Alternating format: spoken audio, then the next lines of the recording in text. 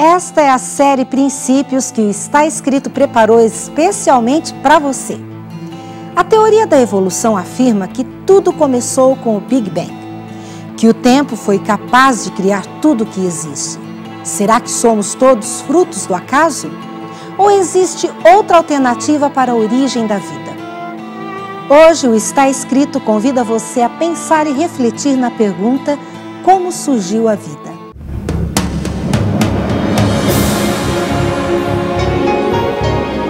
Ele permaneceu através dos tempos. O livro de Deus, a Bíblia,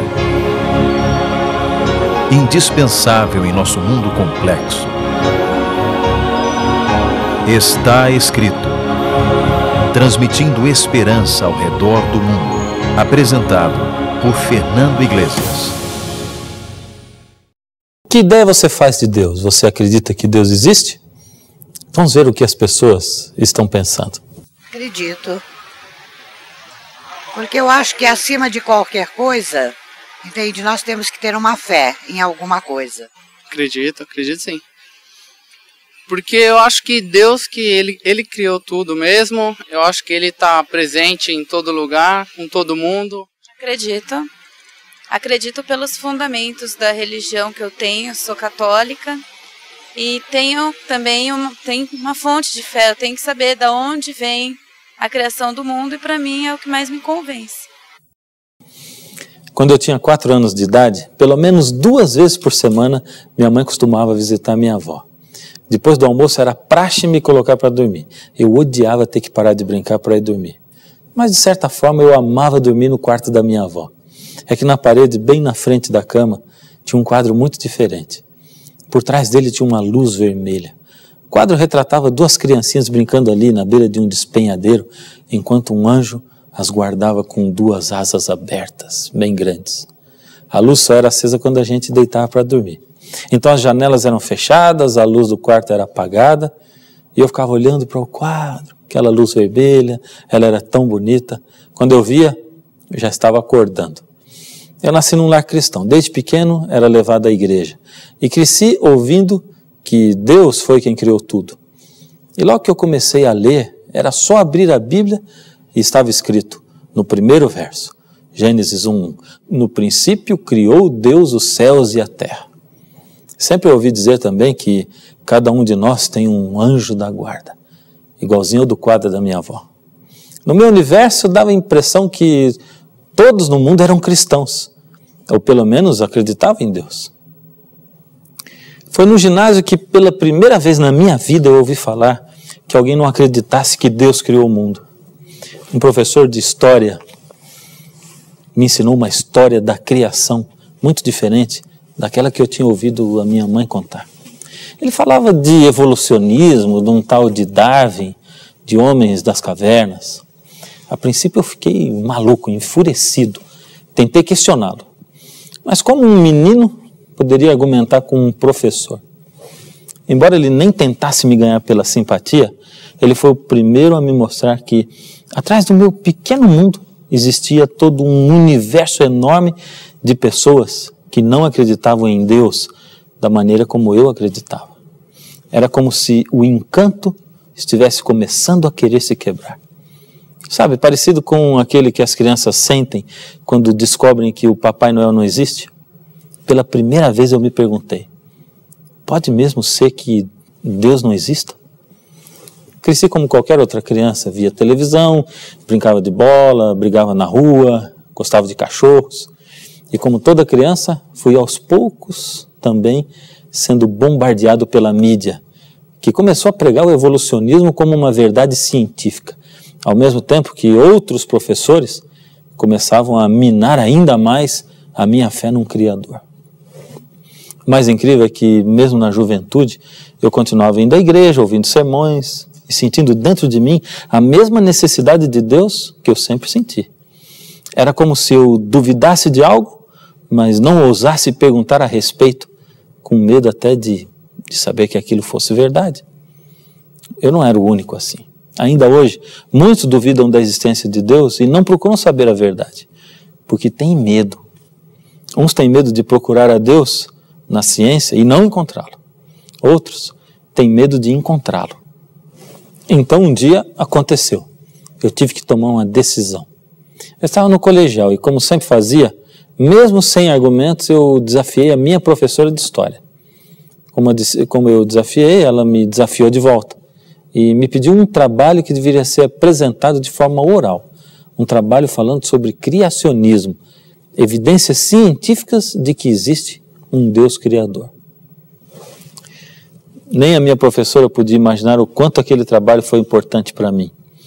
Ela conseguiu acabar com a minha dúvida. Nunca mais me conformei em ficar enquadrado ali naquela classe de pessoas que sempre se conformam em aceitar tudo simplesmente pela fé. Você gostaria de saber o que foi que eu apresentei naquele trabalho? Logicamente que eu não tenho mais o trabalho hoje, mas as bases de tudo que eu estudei e do que me convenceu estarão no que você vai ver agora no nosso programa.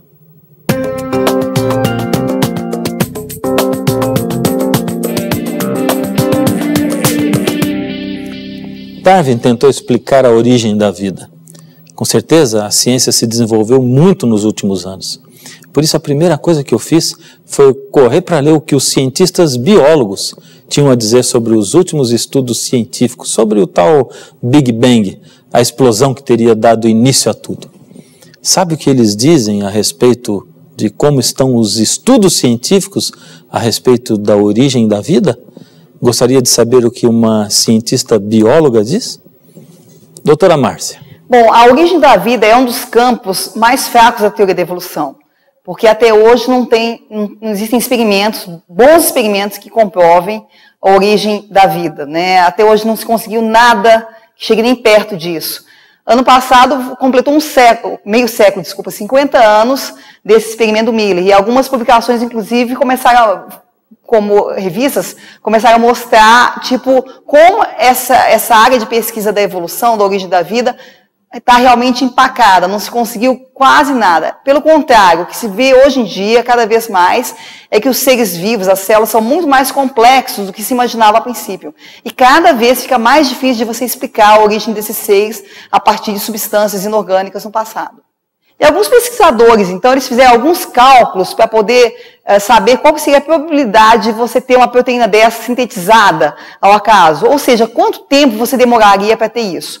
Então, se você tiver aceitar as estimativas de que haveriam muitos aminoácidos presentes numa sopa primordial, 10 elevado a 44 aminoácidos, e se você puder simultaneamente adicionar um novo aminoácido a cada uma dessas 10 elevado a 44 cadeias de proteínas em formação, e se você adicionasse um aminoácido por segundo, sem parar em nenhum momento, você precisaria de ter um período de 10 elevado a 23 anos para ter a probabilidade de 95% de obter uma proteína. No caso do exemplo aqui, seria uma proteína chamada citocromo C, que é uma proteína que existe em praticamente todos os seres vivos. Então, você precisaria de 10 elevado a 23 anos, ou seja, 10 com 23 zeros na frente, para você obter uma proteína se você fizesse a coisa dessa forma casual. Só para vocês terem uma ideia, 10 elevado a 23 anos é 10 trilhões de vezes mais do que a idade que se aceita geralmente para o universo. Então, isso daí é um sinônimo de uma coisa impossível, né? Ou seja, é realmente impossível você formar uma proteína com essa informação, com esse conteúdo, uma proteína que realmente funcione. Agora, imagina que aquela bactéria mais simplesinha, ela precisa de mais de 400 genes e mais de 400 proteínas para poder funcionar corretamente. Bem, como eu sempre tinha ouvido falar que tudo surgiu de uma única bactéria, eu tinha duas perguntas importantes. Primeiro, os cientistas que acreditam na evolução nunca conseguiram responder. Eu entendo que eles digam que tudo se originou dessa tal bactéria inicial, porque ela é muito pequenininha. Mas de onde essa bactéria inicial surgiu? Do nada? Segunda pergunta, será que essa tal bactéria inicial é algo tão simples assim que pode aparecer por acaso? Que tal saber da doutora Márcia? Mas quanto de informação genética tem no DNA de uma bactéria? Ou seja, quantos genes? Gene é aquela unidade que vai produzir uma proteína e vai assim dar uma característica para o organismo, né? Então, por exemplo, nós temos olhos azuis porque nós temos genes que determinam a coloração azul do olho ou a coloração escura do olho. Então, as bactérias, só para comparar, uma bactéria muito simples. A mais simples que se conhece é a Mycoplasma genitalium. Essa é uma bactéria parasita. E ela possui cerca de 471 genes. Então, vocês vejam que isso daí é muita informação genética, uma quantidade muito grande de informação genética. E essa bactéria que é parasita, ela não precisa de tantos genes, porque grande parte do que ela precisa, ela tira da célula onde ela vive. Mas vamos ver então uma bactéria de vida autônoma, ou seja, que sobrevive por si própria. A Escherichia coli é um bom exemplo. É uma bactéria que vive dentro do intestino humano e ela é considerada então autônoma, consegue viver independente de outras células. Ela tem cerca de 4.288 genes. Ou seja, muita informação genética. Então, quando a gente pensa em informação genética, de onde veio essa informação genética? Quando você pensa em informação, tipo palavras, linguagem escrita, alguém criou essa informação. Então, quando você pensa em informação genética também, como é que essa informação genética pode ter surgido do acaso? Isso é uma das grandes dificuldades que a teoria da evolução tem para explicar.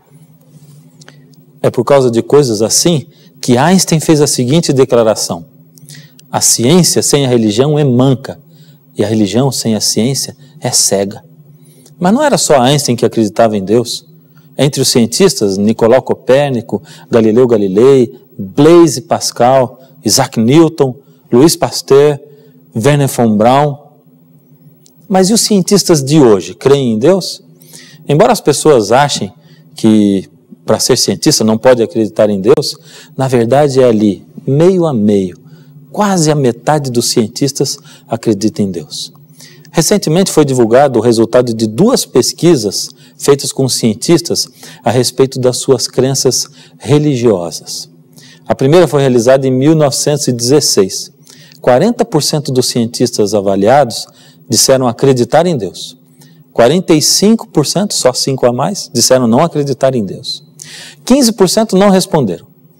O mais interessante é que a pesquisa foi repetida em 1996, 80 anos depois de tanto desenvolvimento científico. E sabe qual foi o resultado?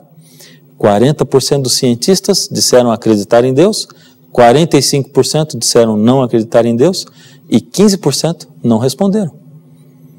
Por que será que mesmo depois de 80 anos de desenvolvimento da ciência, um desenvolvimento tão grande, a crença dos cientistas em Deus não mudou?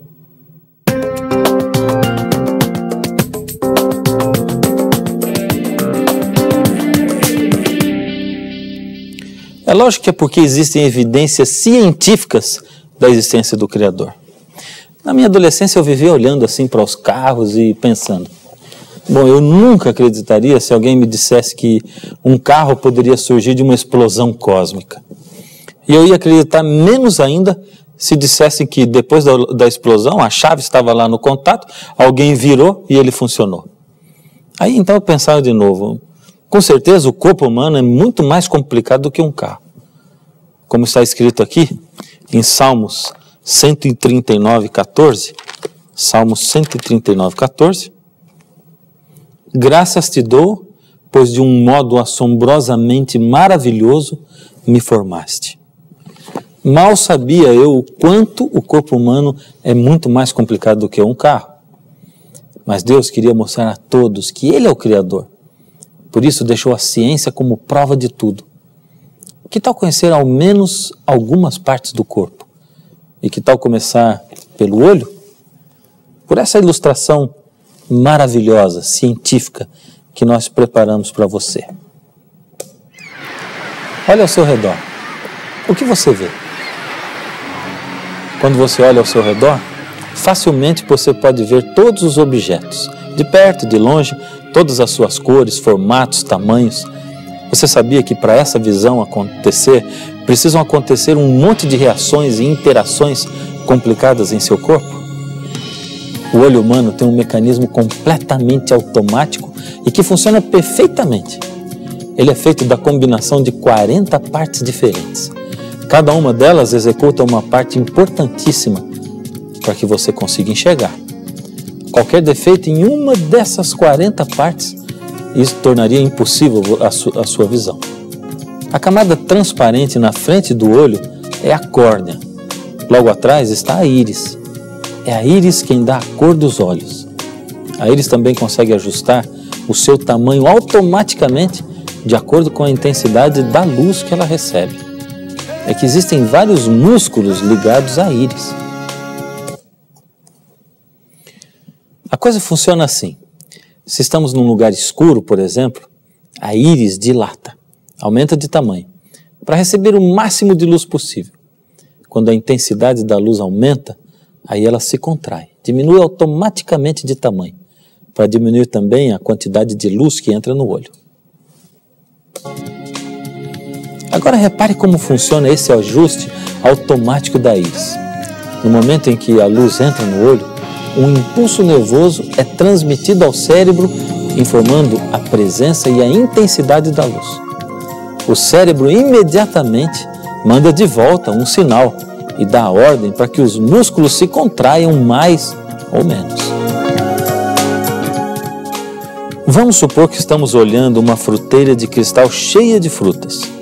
Os raios de luz que vêm dessa fruteira para o nosso olho passam através da córnea e da íris e são focalizados na retina pelo cristalino. São as células da retina que percebem a luz. Mas o que acontece na retina para que as suas células percebam essa luz?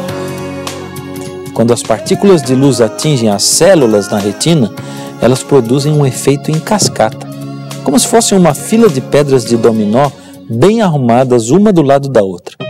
A primeira pedra de dominó nas células da retina é a molécula chamada 11-cis-retinol. Quando um fóton de luz chega até ela, essa molécula muda a sua forma. Isso força a mudança de forma de outra proteína, a rodopsina, porque as duas estão fortemente ligadas. Agora a rodopsina também toma outra forma para poder se ligar a outra proteína, chamada transducina. A transducina já estava presente na célula, mas elas não podiam interagir antes, porque as suas formas eram incompatíveis. Bem, agora depois dessa junção toda, outra molécula chamada GDP também se liga ao grupo.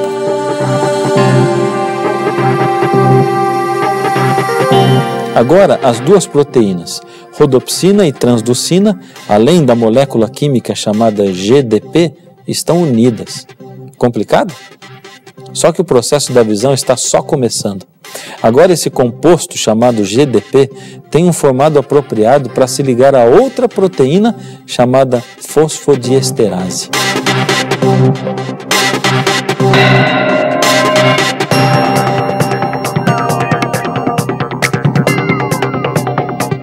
Depois dessa união toda, o formato da molécula que foi produzida vai começar a ativar uma série de reações químicas dentro da célula.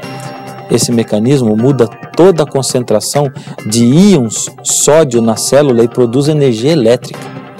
Essa energia elétrica estimula o nervo que fica atrás da célula da retina.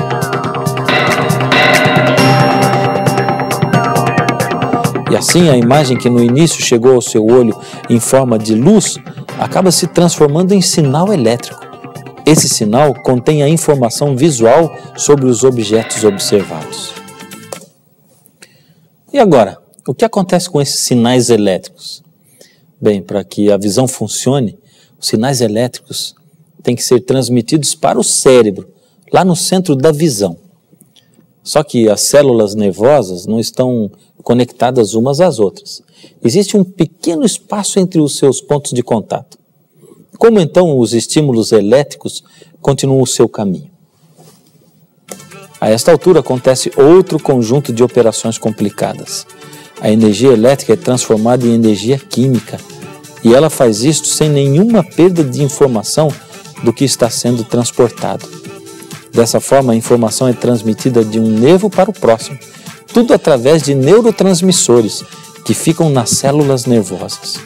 No momento em que ele é transferido para o próximo nervo, o estímulo é novamente convertido em sinal elétrico e continua o caminho até chegar ao cérebro. Muito bem, o sinal chegou ao cérebro, no centro da visão. Mas como o cérebro pode saber que coisa é aquela que o olho viu? Bem, ao receber o sinal, o cérebro pega a informação vai lá no arquivo cerebral e compara com as coisas que ele já viu antes. Depois de fazer a comparação, ele interpreta que aquilo é uma fruteira de vidro. Todas essas operações incríveis acontecem em uma fração de segundo. Só que enquanto isso, milhões de outras operações e reações continuam acontecendo em nosso corpo ao mesmo tempo e sem parar.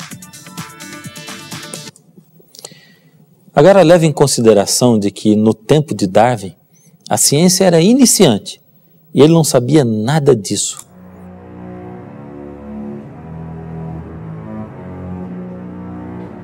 Aqui nessa casa, Charles Darwin viveu durante 40 anos de sua vida. Foi aqui, em meio a esse refúgio na natureza, que ele preparou o seu livro A Origem das Espécies, que foi lançado em 1859. Isso revolucionaria o mundo desde então e lançaria uma terrível sombra de dúvidas sobre a Bíblia e a existência de um Deus criador. O próprio Darwin reconheceu o planejamento extraordinário do olho e confessou o seu desespero numa carta que escreveu a Anna Gray em 3 de abril de 1860. Ali ele diz assim: só de pensar no olho tenho calafrios. As teorias de Charles Darwin escandalizariam o mundo da sua época. A igreja e a própria rainha Vitória se colocariam contra ele. Hoje a situação é bastante diferente. Não é à toa que nós encontramos o rosto de Charles Darwin estampado na nota de 10 libras ao lado do rosto da rainha Elizabeth II. Ele está aqui como um selo, determinando a quem pertencem o coração, a mente e o destino de uma nação. A Inglaterra é hoje um dos países mais ateus do mundo. Você acha mesmo que todas essas reações tão complicadas e tão bem sintonizadas e sincronizadas que acontecem no olho aparecem por acaso? De uma explosão?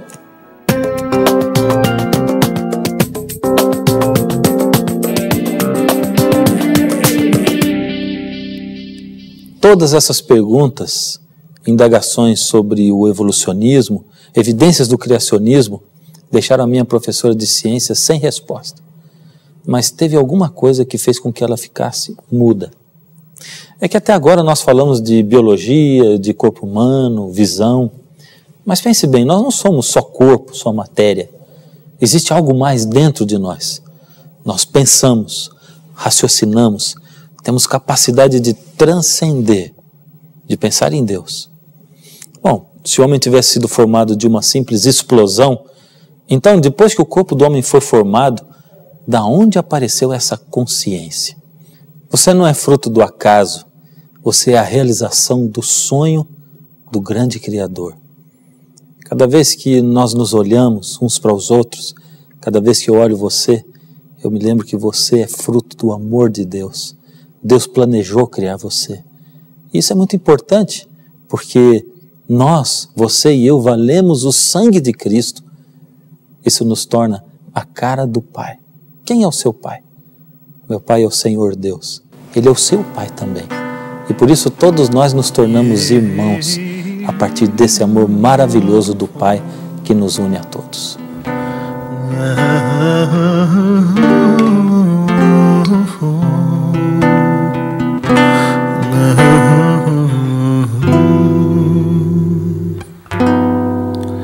Quando eu olho pra você, eu me lembro que Deus criou você e amou você. É por isso que você se parece com Deus, por dentro e por fora, a toda hora. Quando eu olho pra você, eu me lembro que Deus é o Pai do céu que nos criou. É por isso que você se parece comigo. É meu irmão, é meu irmão. Você vale o sangue de Cristo. Você glória de Deus. Você é a grande esperança de mostrar pro universo que o amor de Jesus valeu. Quando eu olho pra você, eu me lembro que Deus criou você e amou você. É por isso que você se parece com Deus, por dentro e por fora, a toda hora. Quando eu olho pra você, eu me lembro que Deus é o Pai do céu que nos criou. É por isso que você se parece comigo. É meu irmão, é meu irmão.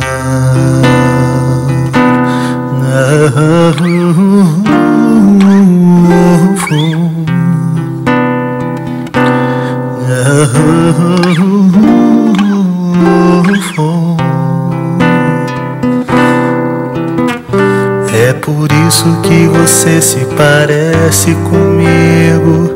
É meu irmão, é meu irmão. Toda vez que eu vejo um quadro muito bonito, uma pintura que me chama a atenção, eu gosto de olhar quem foi que pintou, a assinatura. E quando eu olho para um bonito pôr do sol, um céu alaranjado, uma verdadeira pintura da natureza, eu gosto de pensar que isso também tem um Criador. Você não tem fé suficiente para acreditar nisso? Falta um pouco? Não tem problema. Nós queremos ensinar mais para você. Mas sabe, Deus é o grande Criador. Ele é o grande escultor. Deus é o grande realizador da sua vida. Que tal deixar Deus tomar conta de você hoje? Só hoje. E amanhã você pede por amanhã e depois por depois. Mas hoje eu quero colocar a sua vida na mão de Deus. Ore comigo. Senhor Deus, queremos abençoar essas vidas que hoje estão olhando para o Senhor, quem sabe com tantos questionamentos nas suas mentes, na sua cabeça. Tome conta dessas vidas, Senhor. Abra as mentes, os corações. E que, Senhor, a verdade, a verdadeira ciência possa tomar conta de todos esses queridos seus que aí estão, cada um na sua casa, no seu lugar de trabalho, ouvindo a sua palavra. Toma conta da nossa vida por hoje, Senhor. Enche o nosso ser, em nome de Jesus. Amém. No programa de hoje você pôde ver que a evolução não tem como provar que o acaso é o responsável pela origem da vida. Você pode ver também que a probabilidade da vida ter surgido do acaso é tão remota que o mais razoável é acreditar que há uma inteligência superior coordenando, planejando, criando e mantendo a vida no universo. Mas se você quer se aprofundar ainda mais no tema de hoje, trabalho escolar, você poderá solicitar agora mesmo a revista Princípios. Nela você vai encontrar uma argumentação coerente com o que diz a palavra de Deus. E no final de cada tema, você encontra um guia de estudo para você ampliar os seus conhecimentos. Ligue agora, escreva um e-mail ou envie uma carta. Nada vai nos dar mais alegria do que o seu contato. Nós temos uma equipe completa, pronta para atender você. Quem sabe o programa de hoje deixou algumas dúvidas a mais na sua cabeça. Que bom. É para isso que o Está Escrito serve também, para abrir para você novos horizontes. Mas se você ainda tem dúvidas, o lugar certo é aqui. Vamos esclarecer junto as dúvidas. Eu vou ficar esperando você aqui, nessa casa bonita. Essa é a nossa casa, nosso lugar de encontro. E até o nosso próximo encontro, não se esqueça. Está escrito, nem só de pão viverá o homem, mas de toda a palavra que sai da boca de Deus. Você vale o sangue de Cristo. Você é a glória glória de Deus. Você é a grande esperança de mostrar pro universo que o amor de Jesus valeu. Quando eu olho pra você, eu me lembro que Deus criou você e amou você. É por isso que você se parece com Deus, por dentro e por fora, a toda hora. Quando eu olho pra você, eu me lembro